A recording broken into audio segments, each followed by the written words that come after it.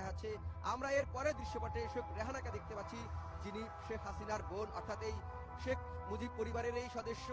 তারা যেভাবে একটি পরিবারতন্ত্র বাংলাদেশে কায়েম করেছিল, সেটি কিন্তু সেই সময়ে আজকের এই ড্রোন শোর মধ্যে দিয়ে ফিরিয়ে নেওয়া যাচ্ছে। এখানে যারা উপস্থিত দর্শক আছেন, দেশবাসীকে স্মরণ করে দেওয়া হচ্ছে, তাদেরকে সেই অতীতের দুঃশাসনে ফিরিয়ে নিয়ে যাওয়া হচ্ছে এবং তাদেরকে সেই বার্তাটি দেওয়া হচ্ছে যে ১.৫ দশকে বাংলাদেশের শাসন ব্যবস্থা, বাংলাদেশের মানুষের নিপীড়ন নির্যাতনের যে ইতিহাস সেটি, এবং যারা এই লুটপাট নির্যাতন এবং এই গুম খুনের সাথে জড়িত এবং বাংলাদেশের যে একটি পঙ্গু রাষ্ট্রে পরিণত করা, সেটি মূলত আসলে এখানে ফুটিয়ে তোলা হচ্ছে।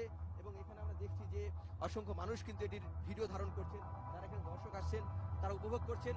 এবং এখানে আরেকটি লেখা যেটি ফুটে উঠেছে, আমরা দেখতে পাচ্ছি আগে খুনি সরকারের তরে মানুষ পোস্ট ভয়ে ডিলিট করতো, যেটি অর্থাৎ কোনো কিছু ভয়ে মানুষ পোস্ট করতে পারতো না। নিষিদ্ধ ছাত্রলীগ, যুবলীগ এবং আওয়ামী লীগের সন্ত্রাসীদের ভয়ে কিন্তু কোনো কিছু মানুষের মত প্রকাশের যে স্বাধীনতা ছিল না, সেই ব্যাপারটি এখন এখানে ফুটিয়ে তোলা হয়েছে।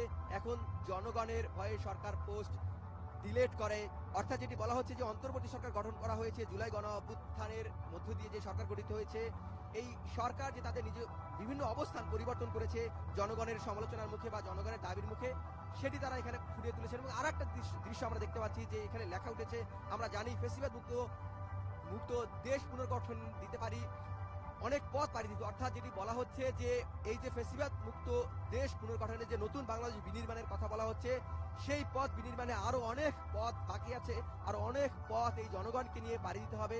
সেই দৃশ্যগুলোই এখানে ফুটিয়ে তোলা হচ্ছে।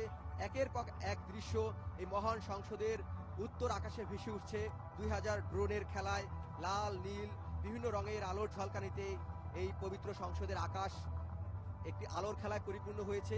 এবং এরপর আমরা দেখছি যে দুর্গম পথ বলে এই যে একটি নতুন বাংলাদেশ নির্মাণে যে দুর্গম পথ, সেটি পাড়ি দিতে আসলে কেউ থেমে থাকবে না। বাংলাদেশ পক্ষে লোক, অর্থাৎ যারা বাংলাদেশপন্থী, সেই বাংলা ভাষাভাষী যে প্রান্তেই থাকুক বিশ্বের বাঙালিরা, সেখানে বাংলাদেশকে একটি নতুন সুখী সমৃদ্ধ বাংলাদেশ বিনির্মাণে যত কঠিন পথ মারাতে হয় না কেন, সেই পথ মারাতে যে প্রতিশ্রুতিবদ্ধ, সেটি আসলে এখানে ফুটিয়ে তোলা হচ্ছে।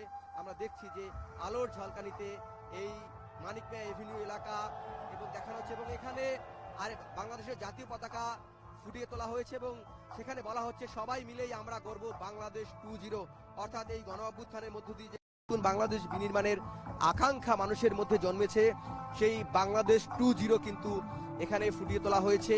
এখানে জাতীয় পতাকা ফুটিয়ে তোলা হয়েছে ড্রোনের মাধ্যমে। আমরা দেখছি লাল সবুজের জাতীয় পতাকা, এবং এই যে লাল নীল এই ড্রোনের মধ্যে বাংলাদেশ বিনির্মাণের প্রত্যয় ব্যক্ত করে কিন্তু সব শেষ।